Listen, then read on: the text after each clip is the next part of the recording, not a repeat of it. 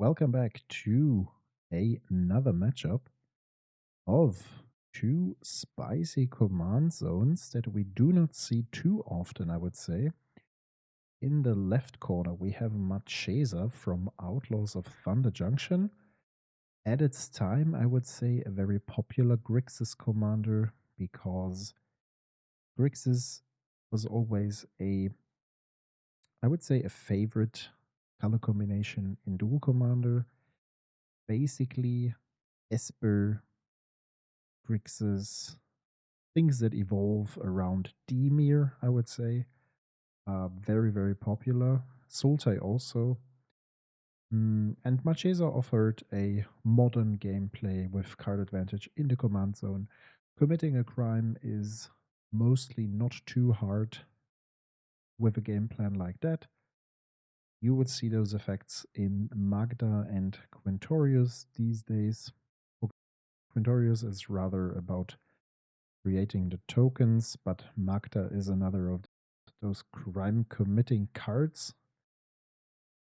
On the other side, we have a card that I explored in two fashions. I played the control pile in a focus session, and for the members, I played a more mid-rangey variant that was leaning into more shrines and getting down more of those shrines in the course of a game by simply flickering Hei Bai and enabling a couple of other synergies. If you're interested in that, head over to our members section and check out the sessions. This one here, I assume, is the control variant. It is a deck that was popular for some time and it is still played here and there, but I would say Tazigor basically overshadowed almost all the shrine decks. It's definitely a pile that has potential to come back to in the future whenever Wizards decides to redesign a couple of new shrines, as it was the case with Magic 20, the core set, I think it was. Not entirely sure, but at some point they decided to bring out a couple more sanctums, and two of those actually made it into this deck. So basically the control variant only plays the 5-colored one, which would search another one at the beginning of your upkeep. And then there is the blue one that would loot, or let's say loot if you have one shrine, but draw X equal to the amount of shrines and discard one card. And then there is the cycle of Hondens from Kamigawa, I think it was. And the blue one would actually draw you a card in your upkeep. So those are the three that are played in the control variant. And apart from that, you are basically playing, I would say, an Esper shell that makes use of most cards that other control decks would play too. And you're hoping to find one of those card advantage shrines in order to gain an advantage. Hei Bai itself, in comparison to other control decks, is, yeah, not very much a threat in itself. If you compare it to Tivit or Atraxa or even Tazigor, those are cards that can finish the game on their own. Tazigor, you might say, well, it's a 4-5. Then again, most of the time it costs 1 or 2 mana, which is tempo-wise very, very different in comparison to Hei Bai. But let's see. I think commander-wise, this matchup is quite equal. So both not running the highest power, which I guess makes the battle quite interesting. Not much happened so far. We saw 2 discard spells on Marchesa's side, getting rid of Lose Focus and Dismember. And yeah, it's the typical draw go. Hei Bai tries to find a window to resolve the Teddy, or Panda rather, and Marchesa does the same thing You have to get her down to the ground. I think one relevant aspect of Marchesa not being as popular anymore, or kinda outvalued by modern commanders, is the fact that the trigger actually costs mana, and that's quite a lot in some cases. I mean, you draw a card for 1 mana, that's not bad, and the other card will be put into the graveyard, so you can make use of that at some point. That's really, really not too bad. But I think, yeah, these days, the cost of paying one for all those abilities is just too much. And after all, she's just a 3/4. It's not too bad, but it's also not crazy. We see the Magda that I was talking about in the player's hand coming down. So this lady is another commander that I played in a member focus session. Really cool deck. I think now that Spider-Man is banned, it definitely deserves a comeback. Also, the pool has slightly improved. Yeah. Yeah, I would say so. I think there is the Strixhaven Minotaur that I would be eager to test with the Destroy Land on the prepared spell. And there are a couple of other cards. I liked the different avenues the deck was able to go for in comparison to the classic red deck wins. And if you've seen our red tier list regarding monocolored red decks, she also landed in the S tier amongst the red decks because I think from what you can choose these days, she's definitely the best to go for. Just because it's very versatile. I mean, now there is mono red Asmo, which might be another contender, but I haven't seen this deck too often, and I think the seasoned Asmo pilots rotated back to the OG Rakdos variant because the black color just gives you so much toolbox against certain matchups that it's hard to not use it. I think the red Asmo variant was good in a time where Spider-Man was around because I think the deck had quite a decent game, or maybe even like a positive matchup against Spider-Man. Now that the meta has is shaken up, it looks much different. Here we have a stock up, another card that is likely replaced by Riddles in the Dark, a new instant speed kind of fact or fiction. Yeah, it's one of those cards that, well, I would say control players were kind of hyped to have because we see Wizards doing this continuous improvement of a divination, the 3 mana draw 2 cards sorcery speed. Stock up is definitely a big upgrade here. Nonetheless, it's still sorcery speed, and that's most of the time a problem, especially in today's meta. Here's a Thoughtseize. Position agent coming down at end of turn.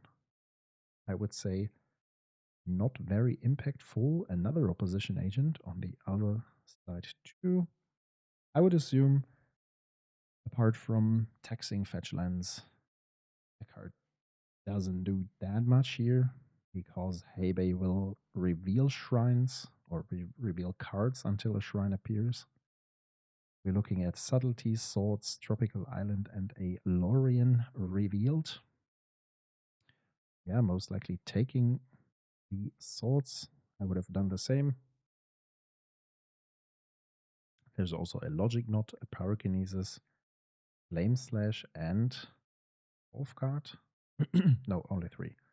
So Marchesa coming down.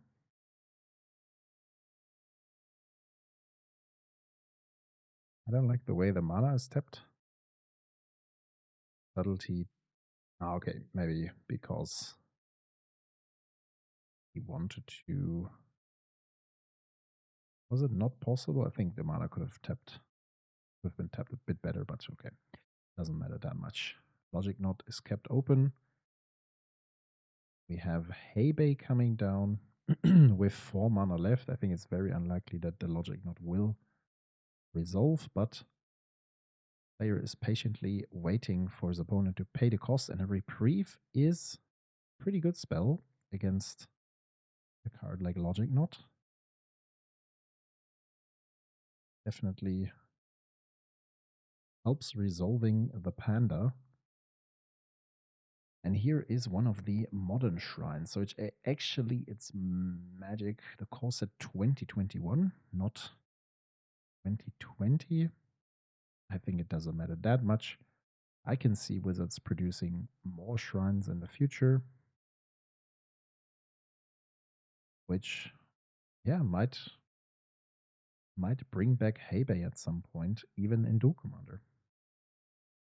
I think the most quote unquote relevant Rhine commander there was so far was Go Shintai, which is not really a thing for Duel Commander. The overall Shrine Tribal is just too cute to exist. Hei Bai changes that a little bit. Marchesa coming down. What I was talking about, Flame Slash for Opposition Agent, and then you have to pay an additional mana for the draw. But since the player was searching for mana, I think it's fine. Still, honestly, I like to see Marchesa here. It's, it would be boring if we would always look at Cloud against Tifa or, I don't know, Tazigur against Arg whatsoever. Like the standard matchups. We don't always have to see repetitions of the top 10 decks. I think it's still great to see. You've seen the previous matchup where we had Cloud, a omnipresent deck in the metagame against an outlier, Sam and Frodo. That was another one of those matches that I really like to see because it's something different, and I like to see players trying to be innovative and trying to mix it up a little bit. And that's also how we steer up the metagame at the end. If you look at the Championnat de Français, Chakuya, who also made a deck tech with us, about Ellie and Ellie, it's basically the same, right? No one was really trying the deck, apart from a couple of Rakdos aficionados, but you would have probably not expected them to win a tournament like that. And that's what we want to see in this format, in any competitive format. We like to see if things are shaken up, and sometimes a Marchesa can still be successful in 2026. And as you can see, Deadpool is definitely a good draw here. I'm not sure if you tax Hei Bai. I think you would rather swap for Tamiyo, because Tamiyo is definitely the more dangerous card here, providing more card advantage. Eventually, yeah, it seems to be Tamiyo. Eventually flipping, especially in combination with the Sanctum. There is an incoming flip next turn. You just have to crack the clue that would be produced. Since there is no flying creature, also no block that threatens you. So we're looking at a Shockland, Logic Knot, and the Pyrokinesis. Now Deadpool is flying in for 5. That's definitely not bad. Producing a clue token also comes in handy. Mistrise Village is one of those lands that people debated a lot about, whether or not to ban it. A very awkward dynamic when two counter spell decks face each other and the stack becomes very relevant to resolve your spells around. And then again, Wizards is printing more and more of those bounce a spell effects. I think a couple of years ago, we only had Unsubstantiate. These days, we have Reprieve, we have Subtlety, we have Probably that's pretty much it. But we have some options, right? And here we have a pyrokinesis targeting the Hei Bai, resolving the Marchesa trigger. There is a wash away, but I mean the wash away will not take care of the counter spell. And it will also not take care of the logic knot, right? Yeah, so Leyline Binding comes in. The player says, well, I still have the logic knot, and that's 1-0 for Marchesa. In the end, Hei Bai could not find a sweeper for the creatures, and they would also likely not resolve it. Mulligan down to 5 is rough, especially because those matches are centered around gaining some card advantage, which Marchesa does in an okay fashion, I would say. Not too crazy, but as we said, costs mana, so it's also not too good. Edge Maze versus Undercity Sewers, the usual 2026 search.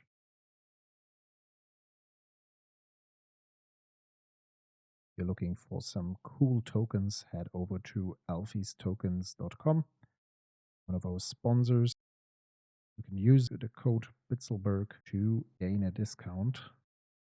There are some new cool collections. Definitely check them out.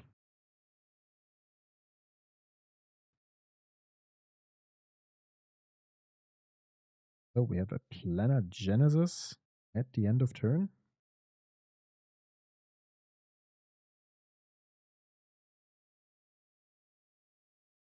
Finding a Hanef Anun, better known as a reflective pool. Reflecting pool.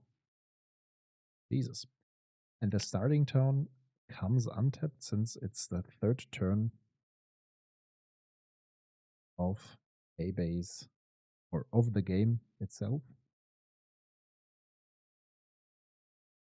Or rather, the Hei Bai's play the third turn this way. I mean, you could have gone for a very aggressive Hei Bai here, but you would not do that into open mana, especially if your opponent represents any kind of counterspell, memory lapse whatsoever. Drawing a Barrogoyf.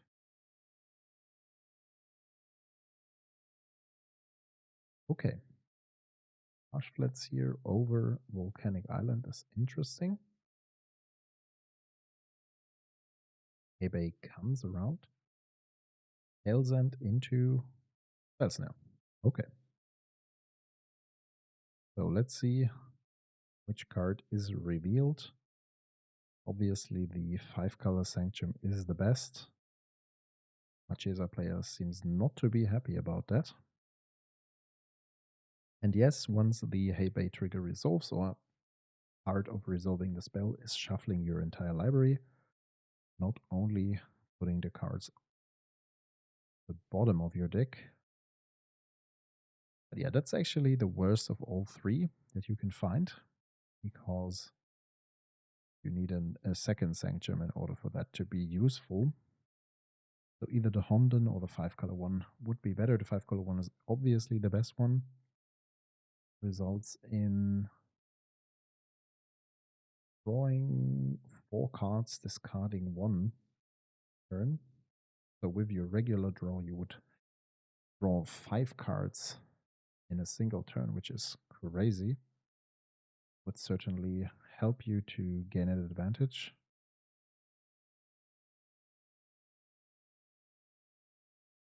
I think initially the decks also played the red Honden, which deals damage equal to the amount of shrines in your upkeep to any target.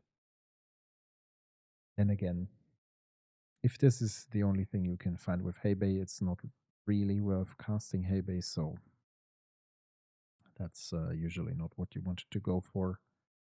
Players quickly decided to cut that card. We have a Deadpool, not finding any shrines. Players just handing over the pile to cut. So Hei Bai is currently a 4/4 with a Deadpool text on it.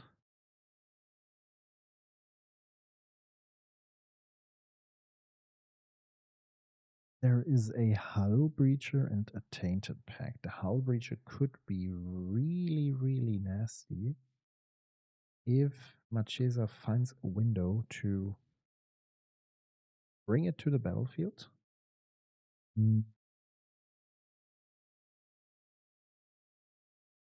Certainly deny the sanctum quote-unquote value. Let's see.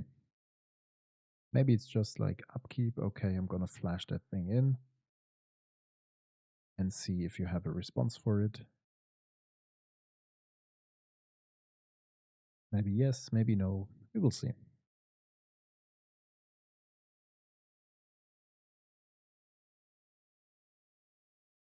Seems like the surveil is fine. Drawing the card.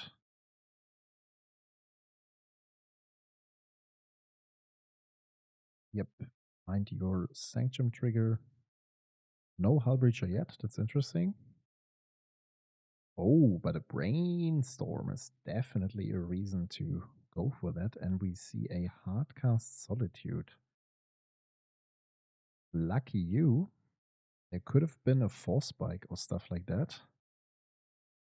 Maybe Hei Bai had no pitch for the Solitude, but it's definitely risky to bring it in here. Then again, it would trade Deadpool and negate the life loss from Hei Bai, from the swapped Hei Bai. So that was a great timing here. From both sides, actually. Hull Breacher, another card that back then when Tamiyo was legal in the command zone, I think it was featured in almost any blue deck, simply to deny the blue tokens from becoming a thing. These days, still only a sideboard card for XYZ. Oh, that's a spell that we don't see too often. It's Feed the Cycle from Bloomburrow, I think. So I guess it destroys a creature or planeswalker. You can pay 3, so 1 additional black, or you can exile 3 cards from your graveyard, I guess. But I'm not sure how the ability was called. Was played in some decks for some time because it was a fine thing to cast for 2 mana, I would say. The fact that it deals with planeswalkers is quite nice. I mean, there are other spells played every now and then that I would say are less good in certain matchups. Personally, I'm not a big fan of Drown in the Loch. There are some matchups in which the card is really, really bad. For example, against Tazigor. Quintorius also access its own graveyard. Discarding the Honden here is interesting. Not sure if I'm a fan of that. I mean, playing it into 2 mana is rough. I get that. But that's the card that would give you some card advantage, actually, in order to try winning the game, right? The Tainted Pact is probably looking for either an answer on Hei Bai, but not necessarily something that you need to remove and the player decides to go on, but instead, Baleful Strix. Pyroglyph could be something here. I mean, there is an enchantment in the graveyard, and I think there is also land and instant and stuff. It should be a 4/4. We have creature, instant, enchantment, land, so it should be at least at 4 power. I think that's something that I would go for. The combination with the Barrowgolf in hand is probably an overkill. But you know, that's an option. That's something that threatens your opponent to have an answer next turn.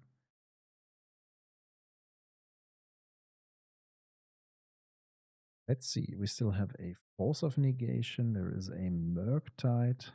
Murktide is not the best with only 3 cards in graveyard.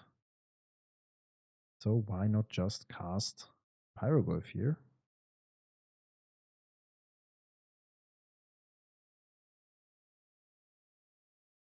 Might be a response. A consult for only 2 mana instead of using the kicker. Interesting.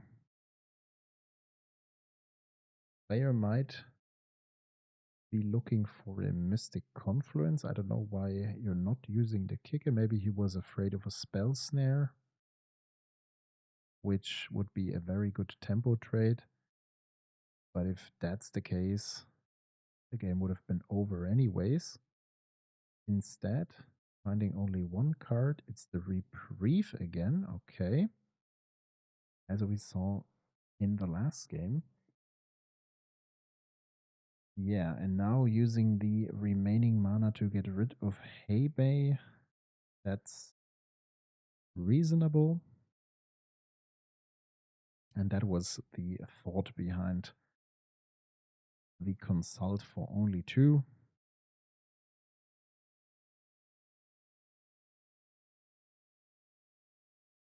But now you still need to find something for the Deadpool and you need to find something for the Pyroglyph, which does not seem to be the case. So the game ends here in favor for Marchesa. Interesting matchup. I would have expected a different outcome, but that's how it goes from time to time. Thanks a lot for tuning in, guys, and we will see each other in the next one.